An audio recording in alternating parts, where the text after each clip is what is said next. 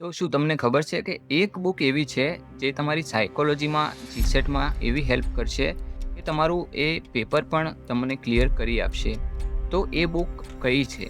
પછી આપણે જોઈશું કે તમારે પેપર 1માં અને પેપર 1માં તમારે કઈ રીતે સ્ટડી કરવી અને પેપર 2માં તમારે કઈ રીતે સ્ટડી કરવી. આ પણ તમને આ વિડીયોમાં આજે ખબર પડી જશે. અને તમને તમારો ટાઈમ ટેબલ માટે તમને પીડીએફ અને બીજું જે મટીરિયલ છે એ આ એક્ઝામ રિલેટેડ મટીરિયલ તમને આ વિડીયોમાં હું આપી દઈશ. તો આ વિડીયોને તમે આખો જોજો. ચાલો શરૂ કરીએ. આપણે જીસેટની તૈયારી કરી રહ્યા છીએ, જેમાં આપણે રિસર્ચનું યુનિટ ચાલુ કરી દીધું છે, બરોબર છે. આજે આપણે તેના તૈયારી કેવી રીતે કરવી, જીસેટની તૈયારી કેવી રીતે કરવી એના વિશે આપણે ચર્ચા કરવાના છીએ. આપણે રિસર્ચનું યુનિટ તો ચાલુ કરી દીધું છે. હવે થોડા જ દિવસોમાં તમારું યુનિટ 1 પણ ચાલુ થઈ જશે, બરોબર. એટલે મનોજગત ચેનલ સાથે તમે જોડાયેલા રહેજો. તો આપણે શરૂઆત કરીએ તો સૌથી પહેલાં જીસેટને સમજીએ. તો જીસેટ એક્ઝામમાં તમારે 2 પેપર આવે છે, બરોબર. Paper 1 and paper 2. તો પેપર 1 શું હોય છે એ બધા માટે કોમન હોય છે, બરોબર. એ જનરલ એપ્ટિટ્યૂડ હોય છે. તો એમાં 10 યુનિટ તમારે આવે છે. આ જે છે એ 10 યુનિટ છે. એ તમારે 10 યુનિટ તમારા જનરલ એપ્ટિટ્યૂડ પેપરમાં આવે છે, બરોબર. જ્યારે સાયકોલોજી સબ્જેક્ટ છે એ તમારો સ્પેસિફિક હોય છે. એટલે કે ઘણા લોકોને સોશિયોલોજી માસ્ટરમાં હોય તો તેમને પેપર 2માં સોશિયોલોજી આવી શકે છે, બરોબર. એજ્યુકેશનવાળાને એજ્યુકેશન આવી શકે છે. આમ જે લોકોને સાયકોલોજી માસ્ટરમાં હોય છે મેન વિષય, તો તેઓને સાયકોલોજી સબ્જેક્ટ આવે છે. હવે આપણે જોઈએ તો જનરલ એપ્ટિટ્યૂડમાં teaching aptitude, research aptitude, communication, reasoning, જેમાં લોજિકલ પ્લસ મેથેમેટિકલ બંને આવે છે. પછી આઈસીટી એટલે કે ઇન્ફોર્મેશન એન્ડ કમ્યુનિકેશન ટેકનોલોજી. પછી data interpretation, higher education system and people development and environment. તો આ 10 યુનિટ તમારા જનરલ એપ્ટિટ્યૂડમાં આવે છે, જે પેપર 1 હોય છે, બરોબર. હવે આપણે સાયકોલોજીની વાત કરીએ, તેમાં પણ 10 યુનિટ જ આવે છે. તો આપણે સિલેબસમાં જોયું હતું, તમે સિલેબસના આપણે 2 વિડીયો આગળ મૂક્યા હતા. તો તેમાં આપણે ચર્ચા વિગતવાર કરી હતી, બરોબર, કે કેવા યુનિટ આવે છે અને તેમાંથી કયા કયા ટોપિક આવે છે. ના જોયું હોય તો તે જોઈ લેજો. તો એમાં 10 યુનિટ છે. તો પહેલું છે ફાઉન્ડેશન ઓફ સાયકોલોજી. એમાં ઇમર્જન્સ ઓફ સાયકોલોજી યુનિટનું નામ છે. તો તેમાં તમારે ગ્રીક ફિલોસોફર આવે છે, પછી western psychologist and eastern psychologist આવે છે. પછી તમારે પેરાડાઇમ્સ ભણવાના હોય છે, બરોબર. તો આ બધું તમારે યુનિટ 1માં આવે છે. પછી યુનિટ 2 છે તે રિસર્ચ મેથોડોલોજી છે. હવે પેપર 1માં પણ રિસર્ચ આવે છે અને પેપર 2માં પણ રિસર્ચ આવે છે, બરોબર. પછી unit 3 A biological basis of behaviour. Unit 4 એ તમારું સેન્સેશન, પરસેપ્શન એન્ડ એટેન્શન, બરોબર. તો આમ 10 પ્રકારના તમારા યુનિટ આવે છે. આપણે જોઈએ તો પેપર 1 છે એ તમારો સ્કોર વધારે છે, બરોબર. અને જ્યારે પેપર 2 છે એ સિલેક્શન પાકી કરે છે. તો આમ તમારે બંને પેપરને વાંચવા જરૂરી હોય છે. હવે આપણે જોઈએ તો બીજું છે કે કેટલા કલાક વાંચવું, બરોબર. તો ઘણા લોકો શું કરે છે કે તેઓ 10 કલાક વાંચે છે અને પછી એક દિવસ વાંચશે, બીજા દિવસે વાંચશે અને ત્રીજા દિવસે એ ગેપ થઈ જશે તેમનું. પછી ચોથા દિવસે વાંચશે તો 5મા દિવસે ફરી તેઓ ગેપ લઈ લે છે. તો આમ ઇરેગ્યુલર તેમની તૈયારી છે, બરોબર. તો આવી તૈયારી ન કરવી જોઈએ. એના કરતાં તમારે રોજ 3 થી 4 કલાક વાંચો, પણ કન્સિસ્ટન્સી રાખવાની જરૂરી છે. કેમ કે આ પરીક્ષા તમારે મિનિમમ 6 મહિના તમારે તૈયારી કરવાની હોય છે. તો તેમાં તમારે ધૈર્ય રાખવું જરૂરી બને છે, બરોબર. ડેલી કન્સિસ્ટન્સી રાખો અને લિમિટેડ મટીરિયલ રાખો અને રિવિઝન પ્લસ પ્રેક્ટિસ તમારે રોજ કરવાની છે, બરોબર. તમે આજે વાંચ્યું પછી કાલે જે બીજો ટોપિક લેવા બેસો તો જે કાલે વાંચ્યું હતું ને તે તમારે થોડું રિવિઝન કરવાનું અને પછી આજનો જે નવો ટોપિક છે તે વાંચવાનો. તો આમ તમારું રિવિઝન પણ થઈ જશે. હવે આપણે જોઈએ તો ત્રીજું છે કે તૈયારી શરૂ કરવાની સાચી રીત. એમાં પહેલું જોઈએ તો ઓફિશિયલ સિલેબસ પ્લસ ટ્રેકર. તો આપણે જોઈએ તો જે તમારું પેપર 1 અને પેપર 2 છે, અહીં ઉદાહરણ તરીકે આપણે પેપર 1 લીધું છે, બરોબર. હવે તમારે એક ટાઈમ ટેબલ બનાવવાનું છે અને એમાં તમારે હું તમને એવું છે તો પીડીએફ આપી દઈશ આની. તો અહીં જુઓ કે મેં કઈ રીતે કર્યું છે. તો 10 યુનિટ લીધા છે, બરોબર. પછી એમનું સ્ટેટસ, ટોપિક કેટલા બાકી છે એ, બરોબર, અને એક્શન. તો અહીં આપણે જોઈએ તો રિસર્ચ એપ્ટિટ્યૂડ છે. તો એના જેટલા પણ સિલેબસ વાઇઝ ટોપિક આવતા હોય ને તો એ બધા ટોપિક લખી દેવાના અને પછી તમે જે ટોપિક તૈયાર કરી દીધો હોય તો તે રાઇટ કરી દેવાનું ત્યાં, બરોબર. તો આમ તમારું ટ્રેકર એક જળવાઈ રહેશે. તમને ખબર પડશે કે તમારે કેટલા ટોપિક બાકી છે અને કેટલા ટોપિક નથી બાકી, બરોબર. એ રીતે તમારી તૈયારી તમે કરતા હોય એને સ્માર્ટ સ્ટડી આપણે કહીશું, બરોબર. તો આમ તમારી સિલેબસ ઉપર નજર પણ રહેશે, બરોબર. અને રોજનું રોજ તમે કેટલું વાંચ્યું છે એ પણ તમને ખ્યાલ આવશે અને કેટલું બાકી છે એ પણ ખબર પડી જશે. આની એવું છે તો હું PDF મોકલી દઈશ. હવે એના પછી હતું કે PYQ એનાલિસિસ આપણે કઈ રીતે કરવું, PYQ કઈ રીતે લગાવવા એ જોઈએ. તો તમારો ટોપિક પૂરો થાય ને, તમારે સૌથી પહેલાં તમે લાઈક રિસર્ચ એપ્ટિટ્યૂડ તમે વાંચવા બેઠા છો. હવે રિસર્ચ એપ્ટિટ્યૂડમાં તમે રિસર્ચ પ્રોબ્લેમ કે પછી કેરેક્ટરિસ્ટિક ઓફ રિસર્ચ આ બધા તમે ટોપિક પૂરા કર્યા હોય તો એ ટોપિક વાઇઝ તમારે એક તો PYQ લગાવવાના, બરોબર. અને પછી એ બધા ટોપિક સિલેબસમાંથી કવર થઈ જાય એટલે કે તમારું યુનિટ પૂરું થઈ જાય તો યુનિટ પૂરું થયા પછી પણ તમારે PYQ સોલ્વ કરવાના છે. તો આમ તમારી તૈયારી પણ 2 વાર થશે અને જેથી તમને વધારે યાદ રહેશે, બરોબર. Topic complete, topic wise PYQ લગાવો, પછી યુનિટ કમ્પ્લીટ થાય એટલે મિક્સ PYQ ટેસ્ટ લઈ લો, બરોબર. તો આમ તમારું રિવિઝન પણ સાથે સાથે થઈ જશે. હવે મિત્રો આપણે જોઈએ તો આગળ પેપર 1ની સ્ટ્રેટેજી જોઈએ કે પેપર 1 કઈ રીતે તૈયાર કરવું. તો અહીં લખ્યું છે કે પેપર 1માં સફળતા માટે 3 બાબતો જરૂરી છે, બરોબર. પહેલું છે કોન્સેપ્ટ ક્લિયરિટી, બીજું છે ડેલી પ્રેક્ટિસ અને ત્રીજું છે PYQ એનાલિસિસ. આપણે જોઈએ તો યુનિટ 1માં છે 10 યુનિટ આવે છે, બરોબર. તો એને 3 કેટેગરીમાં આપણે વહેંચીએ તો કોન્સેપ્ટ બેઝ યુનિટ જે આવે છે તો એ આટલા છે, બરોબર. એટલે કે કોન્સેપ્ટ તમારે વધારે યાદ રાખવાના હોય તો તે યુનિટમાં ટીચિંગ એપ્ટિટ્યૂડ આવે, રિસર્ચ એપ્ટિટ્યૂડ આવે, કમ્યુનિકેશન આવે, ICT હોય, પીપલ ડેવલપમેન્ટ એન્ડ એન્વાયરમેન્ટ અને હાયર એજ્યુકેશન સિસ્ટમ. તો આ બધા યુનિટ તમારા કોન્સેપ્ટ બેઝ યુનિટ છે, બરોબર. પછી છે પ્રેક્ટિસ બેઝ યુનિટ.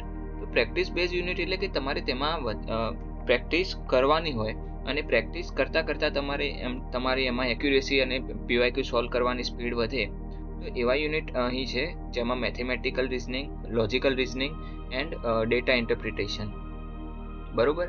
તો આ તમારા યુનિટ પ્રેક્ટિસ બેઝ યુનિટ છે. અને ડેલી સ્કિલ યુનિટ એટલે કે તમારે કોમ્પ્રિહેન્શન છે તો તેમાં એક ફકરો આપ્યો હોય, હવે એ ફકરામાંથી તમારે પ્રશ્નોના જવાબ આપવાના હોય, બરોબર.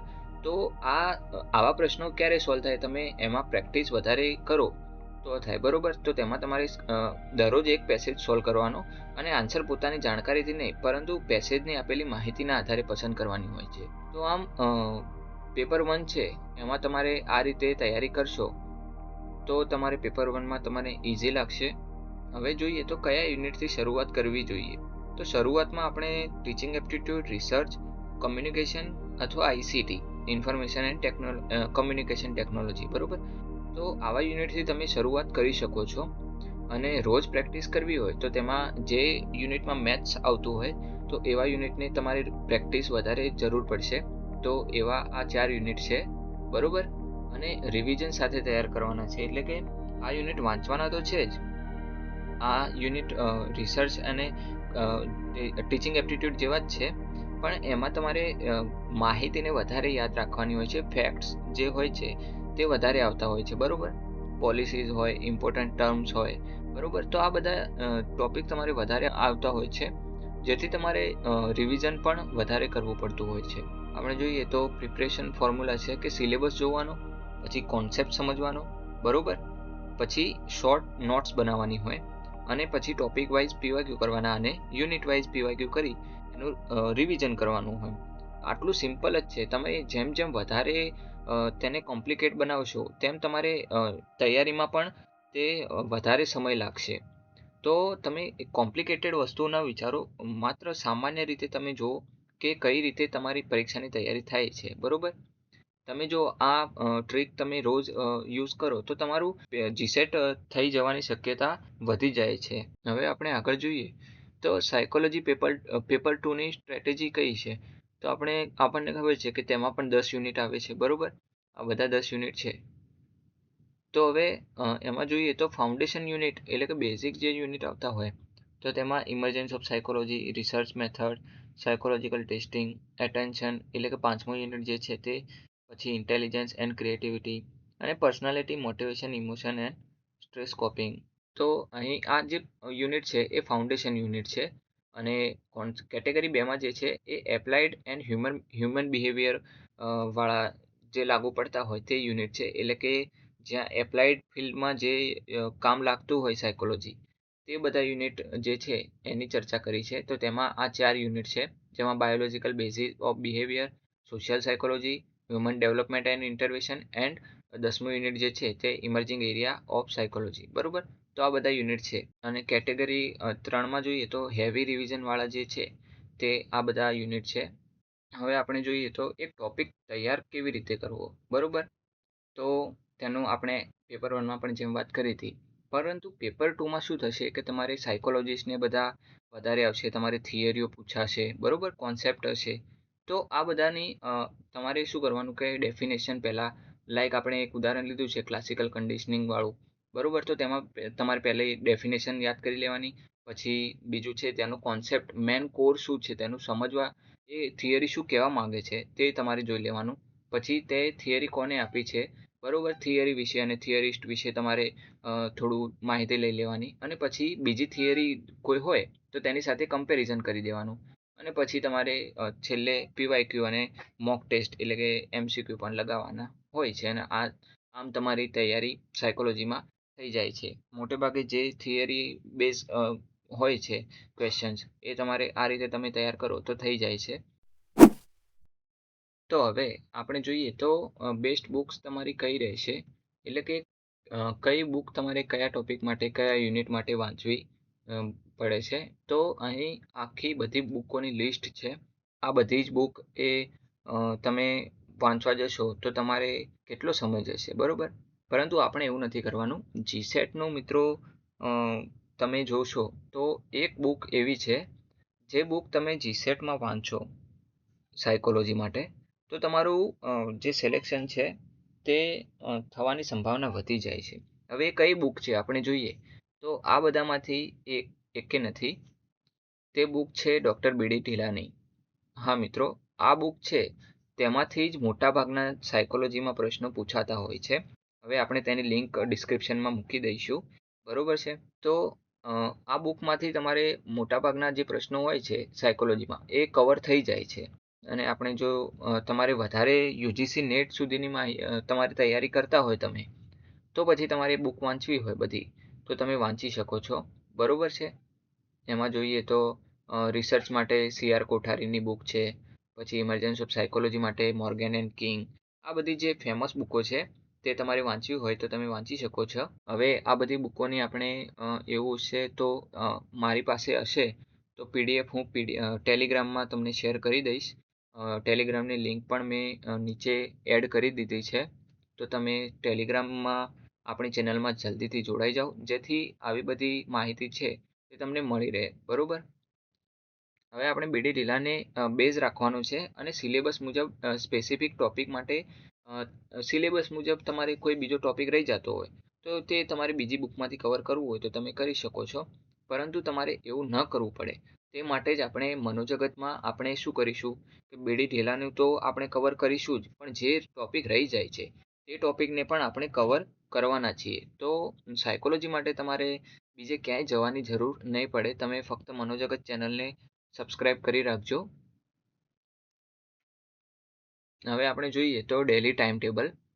તો ટાઈમ ટેબલ એ તમે તમારી રીતે જ બનાવો ને તો એ જ તમારું મતલબ પરફેક્ટ ગણાશે. કેમ કે હવે કોઈ હોય તો તે કોલેજ કરતું હોય, કોઈ પોતાની જોબ સાથે તૈયારી કરતું હોય, તો બધાનું ટાઈમ મેનેજમેન્ટ એ અલગ અલગ હોય છે. તો તમે પોતાની રીતે તમારું ટાઈમ મેનેજમેન્ટ કરો ને તો તે જ તમારા માટે સારું રહેશે, બરોબર છે. અહીં ફક્ત એક ઉદાહરણ આપ્યું છે.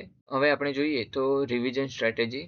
તો મિત્રો આપણે સાયકોલોજીના સ્ટુડન્ટ છીએ તો થોડું સાયકોલોજી વાપરવાનું છે અહીંયા. આપણે હર્મન એબિંગહોસને આપણે જાણીએ જ છીએ, એક સાયકોલોજિસ્ટ હતા. તેમણે મેમરી ઉપર ઘણા પ્રયોગો કર્યા અને તેમણે ફોરગેટિંગ કર્વ નામનો જે થિયરી છે તે આપી છે. અને એ તમારા રિવિઝનમાં અને તમારી તૈયારીમાં ઘણી કામ લાગે છે. હવે આપણે જોઈએ તો તે શું છે. તો તમે જ્યારે એક કોન્સેપ્ટ વાંચો ને તો તે તમારે 24 કલાકમાં તમે થોડો ભૂલી જાઓ છો, પછી 7 દિવસમાં તેની ટકાવારી નીચે આવે છે. આમ કરતાં કરતાં તમે થોડા સમય બાદ તમે એ ટોપિકને લગભગ 90% સુધી ભૂલી ગયા હોવ છો. અને આપણે લગભગ 6 મહિના સુધી તો તૈયારી કરવાની જ છે. તો આપણે એ ટોપિકને ભૂલી ન જઈએ તે માટે આપણે આ હર્મન એબિંગહોસે આપેલા ફોરગેટિંગ કર્વને આપણે ધ્યાનમાં રાખીને આપણે તૈયારી કરીશું. તો જુઓ, તો ફર્સ્ટ 24 કલાક છે. ફર્સ્ટ રિવિઝન એ 24 કલાકની અંદર આપણે કરી દેવું જોઈએ. કોઈ બી ટોપિક તમે વાંચો અથવા તૈયાર કર્યો તો 24 કલાકની અંદર બીજી વાર તેનું રિવિઝન તમારે કરવાનું રહેશે. પછી એ રિવિઝનને 7 દિવસ પછી કરવાનું છે. પછી થર્ડ રિવિઝન એ 21 દિવસ પછી ફોર્થ રિવિઝન એ તમારું 45 થી 60 દિવસની વચ્ચે, અને ફાઇનલ રિવિઝન છે તે એક્ઝામ પહેલાં તમે કરી લેજો. તો આમ તમારું એ ટોપિક તમારા મગજમાંથી ક્યાંય નહીં જાય. બરોબર. આ તેમનો ફોરગેટિંગ કર્યો છે. તમે જોઈ શકો છો કે આપણે 100% તમે વાંચ્યું, બરોબર, પરંતુ તમે રિવિઝન ના કર્યું તો તે તમારું જે છે એ તમે ધીમે ધીમે ભૂલી જાઓ છો, અને સમય જતાં તે તમારું મેમરીમાંથી જતું રહે છે. તે તમે ભૂલી ન જાઓ તે માટે તમે જો 24 કલાકની અંદર ફરી રિવિઝન કરો તો પછી તે તમારી પરમેનન્ટ મેમરીમાં શિફ્ટ થાય છે.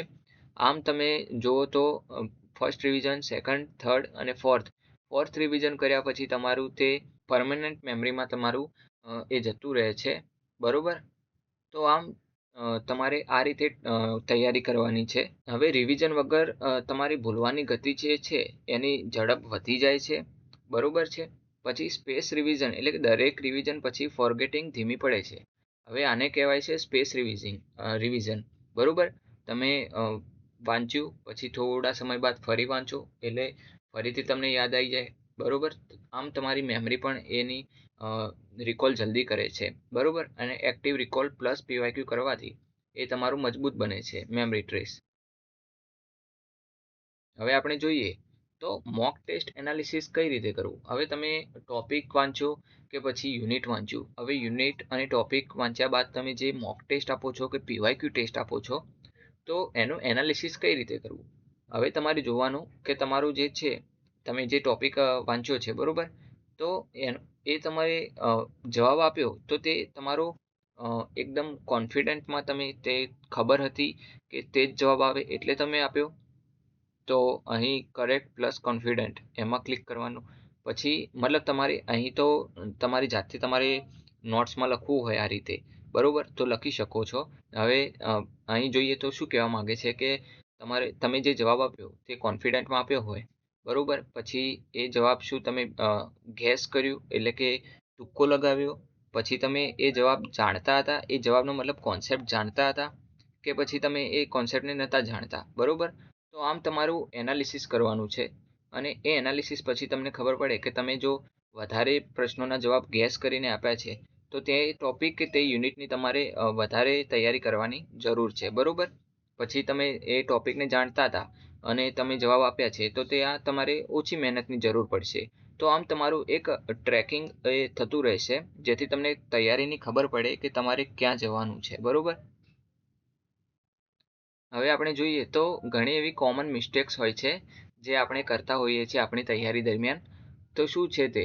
તો પહેલું છે ફક્ત લેક્ચર જોવા. હવે મિત્રો, મારી યુટ્યુબ ચેનલ છે પણ હું તમને સત્ય હકીકત કહું છું કે ઘણા લોકો છે ફક્ત યુટ્યુબના લેક્ચરો જો કરે છે. બરોબર. તો આમ તમારે યુટ્યુબના લેક્ચરો જ ફક્ત જોવાના નથી. તમારે શું કરવાનું છે તો રિવિઝન પણ કરવાનું છે, તે કોન્સેપ્ટને યાદ પણ કરવાના છે, જાતે પોતાની નોટ્સ પણ બનાવવાની છે. બરોબર. ફક્ત લેક્ચર જોવાથી તમારું નહીં થાય. અને શું કરે છે કે આપણે ઘણીવાર જોતા હોઈએ છીએ કે લેક્ચર જોવા લાગ્યા પછી ધીમે ધીમે 1 કલાક કે 2 કલાક પછી તેમનું કાં તો ઇન્સ્ટાગ્રામ ખુલી જાય કાં તો પછી યુટ્યુબના શોર્ટ્સ વિડીયો તે જોવા લાગે. બરોબર. તો એવું ન થાય તે માટે તમારે ફક્ત લેક્ચર નથી જોવાનું પણ તમારી સાથે સાથે નોટ્સ પણ બનાવવાની છે અને પીવાયક્યુનો રિવિઝન પણ કરવાનું છે. હવે તમારે જે બીજી મિસ્ટેક છે તે શું છે કે બુક વારંવાર બદલવી. હવે તમને મેં કહ્યું કે આ બુક તમે વાંચો આ યુનિટ માટે.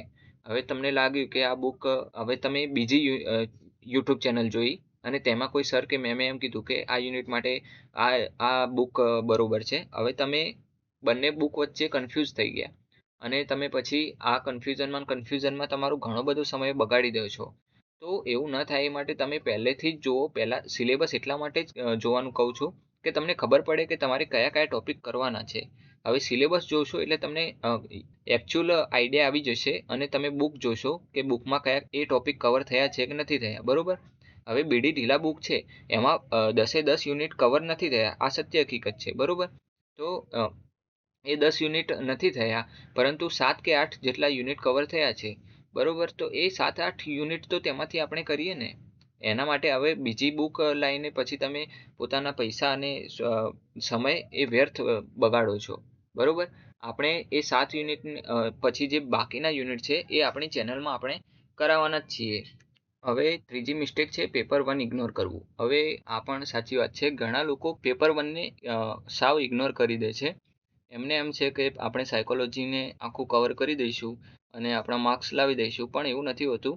પેપર 1 એ તમારું સ્કોરિંગ પેપર છે, એટલે તે તમારે કરવું ફરજિયાત છે.